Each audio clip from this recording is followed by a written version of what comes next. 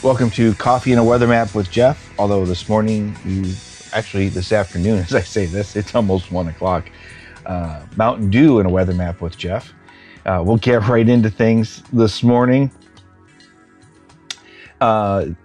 Just a little bit later, I was watching a very exciting bicycle race on the Tour de France, and I got a little caught up into it, as well as just getting sidetracked with various errands and things that I needed to take care of for this morning. As we look at the 15Z map, you have a cold front that's pretty well stretched out from the Canadian Maritimes into southern Quebec, where there's a low pressure system, and then that goes down through southwestern Ontario into the Ohio Valley region and through the mid-Mississippi into Kansas, and then it is pushing pretty aggressively south into through the panhandle of Texas and into portions of southeastern New Mexico. And then you have a front all the way up the front range of the Rockies. This is likely to maintain at least for a while. It's not the front in the so that the South Texas people don't get too excited. That cold front only gets so far, and this is the middle of the summer, so it is not getting down into South Texas. It will more likely wash out or detach itself. As you notice, part of it's a warm front there in Kansas and Missouri. That's liable to reverse course in Oklahoma and the Panhandle here within the next day, and then probably push back north again. And we'll take a look at how all of this kind of jives together. I'm going to try something different, going from memory with how this stuff is looking. But I am going to try to overlay two maps and kind of show you how the features are jive with at least the day one outlooks for both SPC and WPC. To take a look at the upper air here while we're looking at all this, the jet streak is still holding firm other than a few waves that keep coming through from time to time. It's still in that sort of zonal pattern. This is a very summer looking pattern as the cooler air gets bottled up in Canada, and then the warmer air goes south of that. So we have a big area of high pressure in the mid-levels that is basically keeping all the warm air over the southern part of the U.S. Like I said, pretty typical this type of year. There are some signals, I guess, later on into next week that we could be seeing a fairly large heat ridge over more of the U.S. and pushing the the jet stream back further north into Canada. So we'll see how that pans out. I also have one thing I'll talk a little bit about in the tropical segment here coming up. All right, so for day one, we are expecting a severe weather threat up there by New England. So looking at areas across the country, the first one that we kind of noticed was the slight risk in New England and upstate New York. That is being bordered currently by severe thunderstorm watches by the Canadian government, as well as a few warnings in there. Wouldn't be surprised if somewhere along the line, then SPC will be starting to issue something for maybe northern Maine, and then later on for northern Vermont and New Hampshire, as we take a look at some of this. And we'll have to see what the trends are. But that's all related to the cold front that I had already described, and we will show that with all of the day one outlooks here shortly. There's another area that is a slight risk in eastern Montana. Currently nothing really is showing up over there, but something will be moving through there later on, either today or later on tonight. Otherwise, we have the cold front, which stretches all the way down into New Mexico, which we will also be discussing. All right. So as I've said this, now I just want to overlay that surface map from this morning, and actually this is the 12Z map, and you can see how well they kind of all coincide, which that is the main feature. And there is a feature up in Montana. You can see that warm front that wants to kind of push off to the northeast and produce the slight risk that is out there for severe weather. Okay, so we'll go on to WPC, and you can see very similar sort of situation here. In fact, I will overlay the graphics here again, and you can see how the fronts and the outlook for excessive heavy rain coincide as well. The only other thing of note is the Invest 93L still down there in Louisiana. We'll talk a little bit about that here in the upcoming section. But the main risk out of it is that moderate risk for heavy rain, which is a 40 to 70% risk of exceeding the flash flood guidance in that portion of south central Louisiana.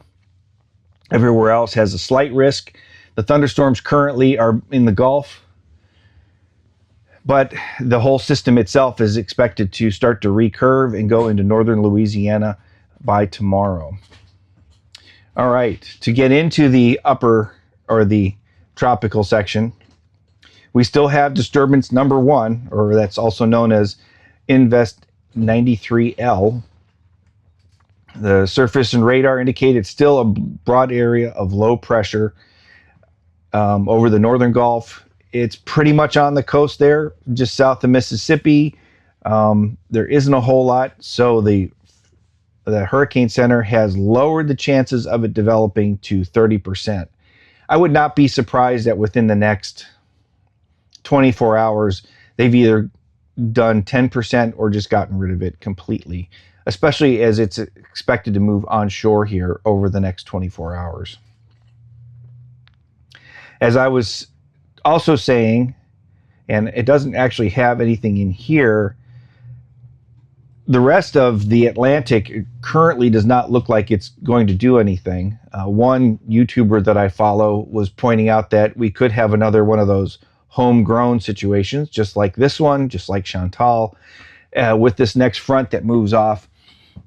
When it moves off the coast, we could sit there and have thunderstorms at least start spinning up a tropical low there off the coast of South Carolina or Georgia again, or something gets going, a disturbance there that moves into the Gulf. We'll see. There's no real good signal on it, but there is the possibility that that would happen. Otherwise, CPC has made this pretty much the way that I've been looking at it, trying to figure it out. The Madden-Julian Oscillation, otherwise known as the MJO, is an area of uplift in the atmosphere. Sometimes it's very diffuse and you really can't see where it's at. Otherwise, it's a very long wave pattern that just slowly moves from west to east around the globe. In this case, it looks like it should be going from the Western Pacific, where it currently is, and possibly by the end of the month or early to mid-August, get into and be strong enough to show up in the Western Hemisphere. And when it does that, especially in the main development region, during mid-August, we are getting into the prime time for climatologically for hurricanes to form in that central part, southern part of the North Atlantic, just north of the equator. So we could be seeing increased chances of tropical storm formation or tropical cyclone formation as this MJO event approaches the main development region. So with that in mind, keep watching with what's going on in the tropics. We don't want to get too complacent. It has been a quiet season so far, other than a few of these heavy rain events with things like Chantal and Barry. All right, so to move ahead, if you look at northern Michigan, and actually it's going to be like this in southern lower Michigan today as well, temperatures are much cooler than they were yesterday. In northern Michigan, we're looking at highs ranging from 63 to 72, gradual clearing. Yeah, eventually, I suppose. It's always difficult after a low goes through to see how long that it's going to take for these clouds to get out of here in Michigan. All right, tonight, clear and a bit chilly, patchy fog, lows in northern Michigan of 44 to 54. Friday, mostly sunny, high 79 or 73 to 79. And in South Texas, well, it's South Texas summer weather, which is upper 80s along the coast. As you get inland, like Corpus Christi, Rockport, you're right around 90 degrees. You get a little bit further in the Victoria Crossroads and the rest of the coastal plains, you're in the mid to upper 90s. And out in the brush country, in the low 100s. So 100 to 105. You can see Laredo's at 103. Cotulla's expected a high of 102, as well as Tilden. As I said, the beach cast shows highs in the upper 80s. That's probably due to the fact that the water temperatures are in the lower 80s across there. Winds are still going to be out of the southeast at 15 miles per hour. Rip current risk is low. All right, so looking at Friday, we have a 15% chance of rain. Looks like, especially in the Victoria Crossroad and Coastal Bend on Friday, the temperatures will be 90 to 102.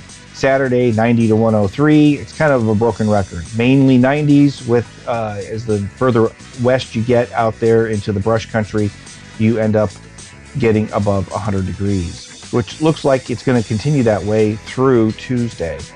Low temperatures each night are going to be mid 70s to right around 80 degrees.